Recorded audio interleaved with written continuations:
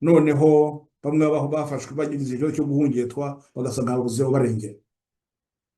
Aho rero ndagira ngo icyo kibazo tucyumve neza, kwa kuri nababwiraga ko buri kibazo cyose kiba gifite ahantu kigomba gukemurirwa. Ni ukuvuga ngo bya bibazo dufite byagomba gukemurwa ku rwego rwo hejuru, bya bibazo bya bindi bigomba kwigwaho n'abantu, byagombye kwigwaho n'urwego rukuru ngo byo tuvugira, urwo rwego nta ruriho, ntarwo tugira. nizo mpamvu uzasanga ibyo tugenda tubona ku mbuga nkoranyambaga, bashobora bavuga bati habaye ibi habaye ibi, amarira akaba, bamwe bakarira, bati reka bizagenda bite, hakaba igihe cyo kuvuga ngo bizagenda bite, nta gisubizo gishobora kuboneka. Ndetse noneho ugasanga bamwe bakajya kugerageza bakavuga ati reka rero turebe ko twagira icyo twageraho, dutere ko twagira igisubizo, twashaka ibisubizo. Noneho bamwe batenda dushyizeho amashyaka, tugenda twabuhira ku buriya butegetsi ibibazo, tukazakemura ibyo bisubizo, tukazabona ibyo bisubizo. noneho amashyaka akaza nanone ashaka kuvuga ngo bagiye gukemura ibya bibazo byagombye gukemura ku rwego rwo hejuru, ariko ni ukuvuga ngo kuri urwo rwego rwo hejuru nta bushobozi bafite bwo kugera aho ngaho, ndetse ahubwo n'ibyo bibazo nta wabibahaye ngo ahubwo bo ubwabo bifatiye umugambi wo kuvuga ngo reka rwagerageza tukagira gutya tukavugira abo bose bari hanze, abanyarwanda tukabavugira, tukabakemurira ibibazo. noneho umwe yaba ari hano agashaka abandi 3, 4, 5 bakagera nko muri 10, 20, bati dushobora gukemura ibibazo. Ati koko n'abandi bamwe babikora mu rwego rwa politiki, abandi babikora se mu rwego rw'irindi shyirahamwe runaka, tuzita kuri ibi bibazo byerekeye n'ubutabera, ubucamanza, abandi tugenda tuzareba akarengane kanaka. Ariko noneho byabigiye gupfa noneho cyane, ugasanga ku kibazo runaka hagiye kuboneka amashyirahamwe 5, 6 yose ari kwiga ikibazo, ari kuvuga ikibazo kimwe, ariko adakorera hamwe. Ibyo bikaba byo twita akajagari. Ni ukuvuga ngo icyo kibazo cyari gifite kwigwa, kigashakirwa umuti, ndetse muri uwo gushaka umuti hari igihe ari ngombwa ko wajya kwitabaza n'abandi, ukavuga ati ariko wajya kubaza umuntu runaka akamufasha kuri ikintu, ugasanga wowe igihe ugiriyeyo ugasanga hari undi uhavuye, cyangwa se nawe wahabwa ugasanga undi nawe azaza ejo. noneho wa wundi waragombye kugira icyo nawe yabafasha, akavuga ati ariko abantu bari mu biki, nawe akagera aho akumva ko akavuga ati akavuga agahita kuvuga ati atabanga biri kunyereka ko ntazi ibyo barimo, ntabwo bazi n'ikibazo bafite. Ndetse hari n'igihe nubwo bashobora kugenda ugasanga barimo baravuga ibinyuranye, noneho bikarushaho gutera urujijo, la confusion.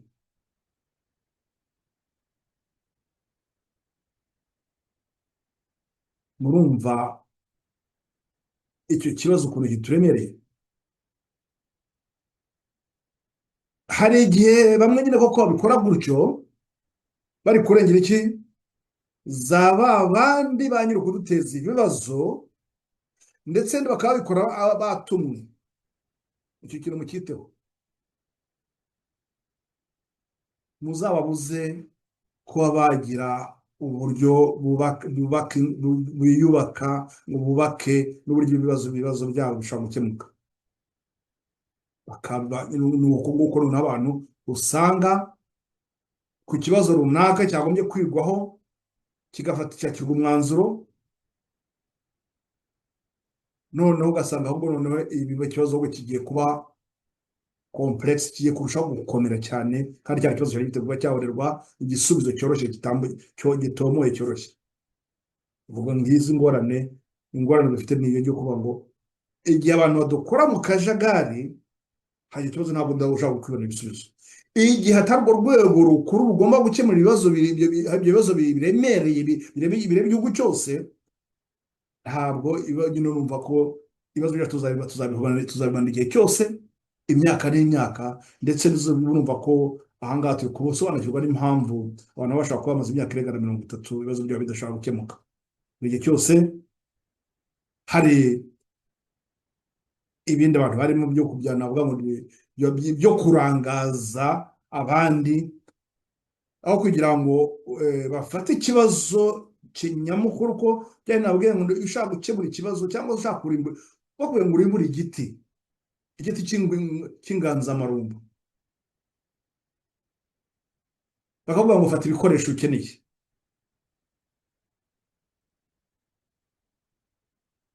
Hari uwaregera cyane hamwe akavuga ati yenda kagenza nurenza akikirana umugozi nurenge hara hejuru gende ntama tuno dushami ntamerera shami nkomazirire. Ariko hari n'undi nawe hari bakavuga ati ariko njya gufata umwanya wo kujya kure n'ibagura ahubwo ngiye bame ikintu cy'iki ndacukura hano bamwe gusa imashini ncukure hano ruhande, nindangiza ndarimbura na yose igihirike kigende kandi ndabanye mu kibazo burundu. Wawe ndashaka kuzatema nanatema kugira ngo azakiramo n'uyarahigeze ahandi hasi azaba ari ngombwa ko ajya gukirimbura. Urumva ko iyo mikorere iyo myumvire ubwo buryo bwo gushaka gukemura ikibazo, murumva ko hari wataye igihe ku bintu bitari ngombwa, hari n'undi wagiye aho ikibazo kiri. Natwe rero nibyo bitwabye kumenya ko iki kibazo nihe kigomba gukemurirwa, nihe kigomba gukemurirwa ku buryo tukirandura burundu. Ibi nibyo nondigize nkunze guhuza none nkabwira nti muzarebe akanyamaswa kariya bavuga ngo ingwe iri gusimbukana antilope ifite ibiro 150-200, ikagenda igasimbuka ikayifata ikayikubita hasi kandi ko kadafite ibiro 20 yenda kabaye byinshi yagera 30, kakayikubita hasi. Kubera iki? Ko iyo kari kugereka bakazana kagiye gufata kandi ko hafashe ni karekura kugeza igihe inyamaswa ubwayo none ibura umwuka ikagwa hasi. Ni ukuvuga ngo karamutse kagiye gasimbuka kakaruma ku matako, kakaruma hehe, kagenda karumagura, ntabwo kazayishobora, kaba kari gukomeza. Natwe hari igihe rimwe na rimwe dushobora ngo turi gushaka ibisubizo by'ibibazo dufite, tukabishaka mu buryo nk'ubwo bwako kanyamaswa kaba katazi aho gafata, kakagenda gafata hose, aho kugira ngo kagende kareba ahantu bagomba gufata honyine kahakomeze kandi kanahakane kugeza igihe ya nyamaswa ishobora kuba hasi. Ngize ingorane dufite. Ibi ndababwira kuko muri iyi minsi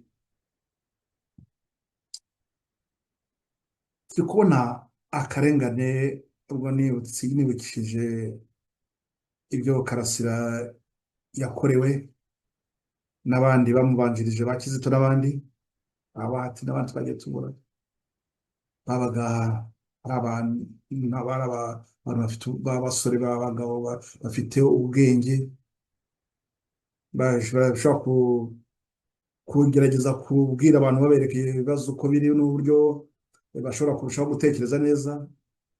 Ariko ngo abantu bose b'abanyakuri, ya nkozi Sekibi wa bose, we ngo ntabwo bashaka ko ibintu nk'ibyo byabaho. Arahaguruka nyine agakoresha imbaraga zose, agakoresha n'izo ngabo ze, maze abantu ngabo bakabacecekesha. Kugira ngo twibuke izo ntwari zose, ari ziri ku rugamba ubu ngubu, hari ziri mu nkiko, hari abandi bamwe bamaze gushyirwa mu mazu y'imbohe, hari abari kuburiramo ubuzima. Ntabwo nakwirwa njya kurondora amazina y'abantu, namwe murakurikira murabibona. Ntabwo ari ngombwa ko najya kuvuga ngo runaka runaka, si ngombwa cyane kuri mwaka kaganiro turi kugirana gatoya. Hari ibindi biganiro bindi bajya bivugaho ku animasheni. Ntabwo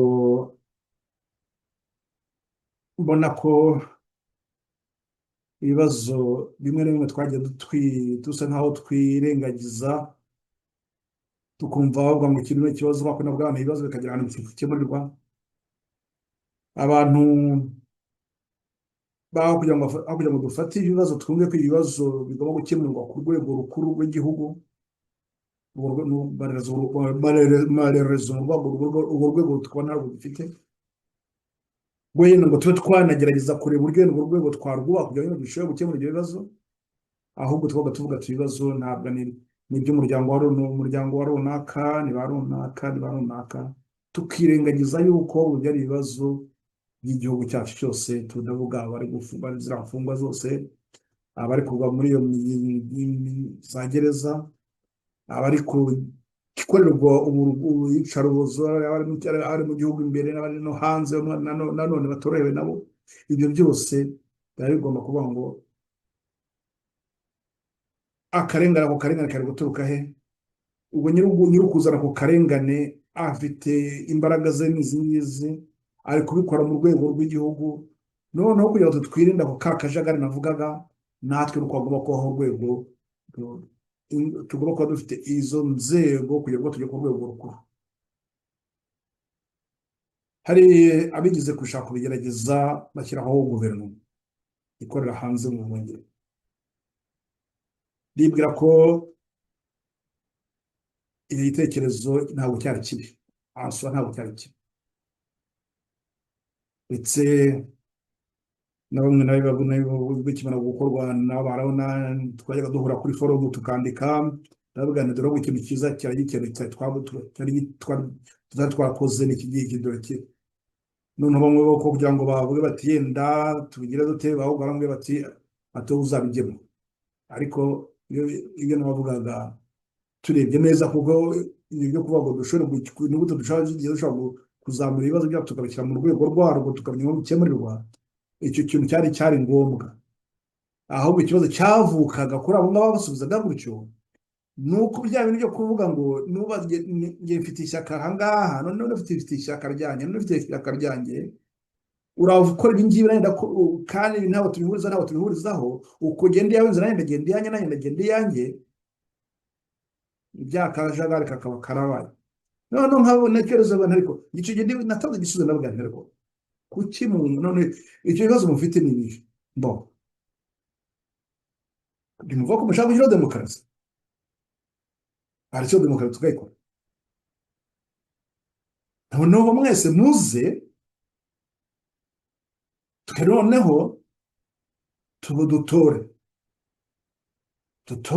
urwo rwego rukuru, narwo ruzajya rureba ibibazo by'abo banyarwanda badafite ubuvugizi, abo ngabo birukanwe mu gihugu cyabo hanze.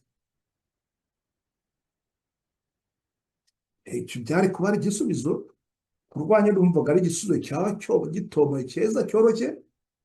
Ariko noneho ikibazo kivutse kiba kihe kuvuga ngo ngo ntabwo ari ibintu dushaka bya hano, ahubwo twe turashaka ubutegetsi tuzabona tugeze mu Rwanda. Imyaka itambutse ni myinshi cyane, sinzi naho bageze, naho bari kugigana n'urugendo, sinzi ko barubona bazarugeraho, kuko kandi banarugeraho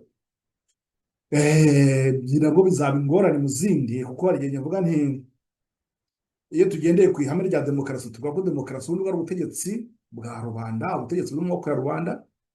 Yari ubutegetsi buri mu maboko ya rubanda, none se waba ushaka ubutegetsi ute kandi ubutegetsi bwo mu maboko ya rubanda? Ahubwo none buhame kandi buhame mu maboko ya rubanda, ahubwo yenda wowe mu byo ukora n'ibyo ushaka kugiye kugaragaza, ugaragaze ko ushoboye kuko muri iyo mikorere ndetse byaba byiza nyine ukoze ku buryo eh, abo banyarwanda bene igihugu bakubona bakugirira icyizere bakaguha inshingano runaka. Ni ukuvuga ngo iyo nshingano uramutse waranababeshye ko icyo cyizere bakugiriye bakabona kigiye gupfuba, bahita bakubwira ati degaje tubwira ahangaha, baba bakwishyura abandi bayobozi. Ariko noneho niba wowe umuntu agiye gukoresha uburiganya ubwo ari bwo bwose n'ubundi buryo bwose, akavuga ati ku mpinduka iba nanjye ntabageze hariya, ningera hariya,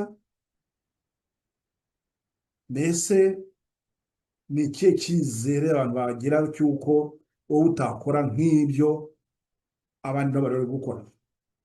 Ni ukuvuga ngo abo ngabo bafashe ubutegetsi bakoresheje imbunda, barangije bicara ku gakanu ka rubanda ngo rubanda n'ibi nibakorere ibi ngibi, nibakorere ibi ngibi, ndetse bagashyiraho amategeko yo kubakubitisha yo kubatsikamiza. Ni ikihe cyizere noneho twe rubanda, ni ikihe cyizere wawe uduha byo kutuvuga ko wowe nibura wakora ibinyuranye n'ibyo ngibyo, kandi ubimaranye igihe kirekire, ndetse uhanganye n'abandi bagenzi bawe muvuga ngo turashaka ubutegetsi, turashaka ubutegetsi, turashaka ubutegetsi.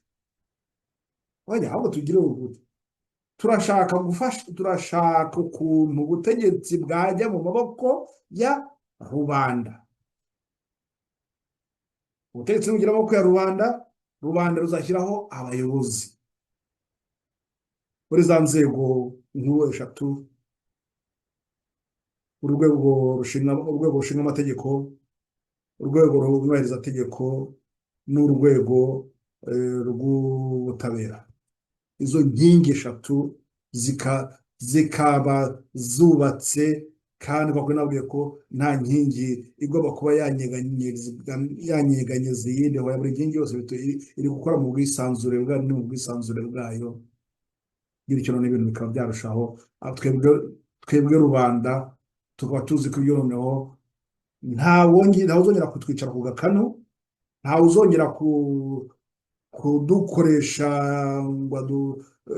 nk'aho turi nk'imbata, nk'abagaragu. Oya, buri wese mu bwisanzure bwe, buri wese bwa bwisanzure Imana yaduhaye ijya kutureba muri wa mushinga wayo, yaduhaye ubwisanzure aho kugira ngo turusheho kureba icyiza kidukwiriye, tukaba aricyo dukora. Noneho twaba tugendeye muri ya gahunda nyine y'Imana, ibyo byiza bikaba kuri twese, buri wese akabera mugenzi w'inyunganizi, kandi mu byo ashaka ko bamukora n'akabikora mugenzi we. Nuko rero reka ndekera ahangaha, ntabwo nshatse kujya kuri ibi, gusa nagira ngo mbereke ko icyo kibazo gihari gikomeye. Nta rwego rukuru dufite rugomba kwiga ku bibazo bigomba gukemurwa ku rwego rw'igihugu, rugomba kuvugira bose bari hanze harwo. Aho niba abandi bihugu bamwe bavuga ngo twebwe dushingakana, ngo twebwe ngo tuzakora ibi ngibi, rero abantu batanu, abandi bangahe, none ugasanga abantu mwajya kugwa mu muryango no mu mutego bakibira ati nawo ku bintu biriho biriho. Ariko wajya kureba ugasanga aba bose nta n'abantu bagera mu ijana bafite. Ni ukuvuga ngo nta bushobozi bafite. Ariko turamutse abo bose baramutse bavuye muri ubwo kajagari, tugashyira urwo rwego nka kuri mbese bari batangiye bavuga bati mureka muri Amerika duhurize hamwe, gukora bitegeko ejo ndabikoze no kwa gatanu muri 2020 neza, nka kuri babikoze kuri aho kugira ngo ngire bavuge bati turabikoze gutya, ariko ngewe ndi mu ishyaka ryanjye, hari undi mu ishyaka ryanjye, hari undi ishyaka ryanjye hariya. Ni ukuvuga ngo mu mbaraga zanjye mfite gukoresha hariya ndahaharira abingana bicyana, ariko hari iwacu rero ndahahara ibingana. Ni ukuvuga ngo akenshi umuntu bareba neza bazasanga imbaraga nyinshi ziba ziri kure hari kuriya yo kuvuga ngo ni gute tuzabona bwa butegetsi, ni gute twebwe rya shyaka ryacu twabona ubutegetsi, ni gute tuzabona imwanya ine. Ariko noneho tugenda muri cya byaje byo kuvuga ngo ubutegetsi ni ubwa rubanda. Ibyo bintu byari biri mu ntekerezo z'abantu bizabavamo, bumve ko bagiye kubaka ahubwo urwo rugaga, urwo rugaga rukuru rugomba guhangana n'ibibazo bitugeraho dutewe ndetse n'abo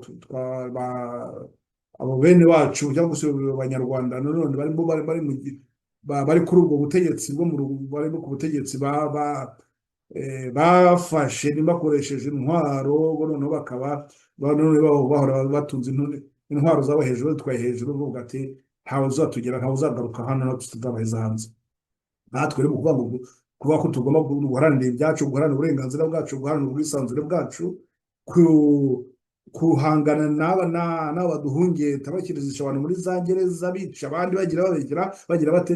Ibi binyoma byose bikoreshwa ni ukuvuga ngo tuba tugomba kuba natwe duvuga tuti ni gute dushobora guhangana na biriya bibazo. Ni ukuvuga ngo byakoma kwigirwa mu rwego rukuru, n'urwo rwego rwa noneho rukagira rukerabura na strategy rugashyiraho ibyo rugaraba ibyo bisubizo, none ibyo bisubizo bakareba uburyo bibishyirwa mu bikorwa. Ni ukuvuga ngo urwo rwego ibyo rudahari tuzahora dutaka, tuzahora tuvuga ngo habaye ibi, tuba abanyamakuru relanceur d'alerte gusa nta gisubizo kiboneka. Nuko rero kuko uriya mugabo ntawe bivuga Kigali